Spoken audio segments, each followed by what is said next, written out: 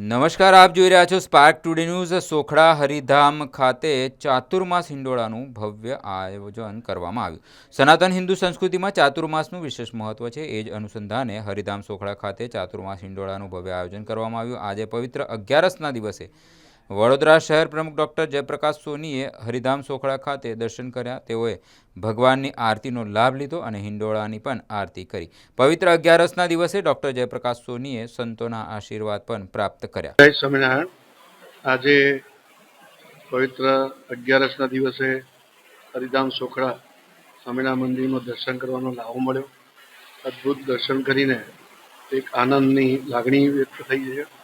પ્રભુના ચરણોમાં વંદન કર્યા છે અને સાથે સાથે આરતીનો પણ લાવો મળ્યો છે. આજે 11 પવિત્ર દિવસ એ નિમિત્તે સંતોના પણ ચરણોમાં વંદન પ્રણામ કરું છું અને પ્રભુના શ્રી ચરણોમાં આશીર્વાદ માંગીએ છીએ કે સૌનું કલ્યાણ થાય. ધન્યવાદ. જય સ્વામિનારાયણ.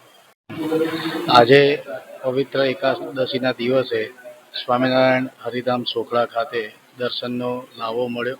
સાથે સાથે સંતોના સાનિધ્યમાં આ પવિત્ર સ્થાન ઉપર આવવાનું થયું, જેના કારણે જે એવું કહેવાય કે મનની આંતરિક ઉર્જા અને સ્વાભાવિક રીતે જે આધ્યાત્મિક શક્તિનો અનુભવ એ વાસ્તવિક સ્વરૂપમાં જો કોઈ એક સ્થાન પર થતો હોય એવું આ સ્થાન એટલે હરિધામ સોખડા.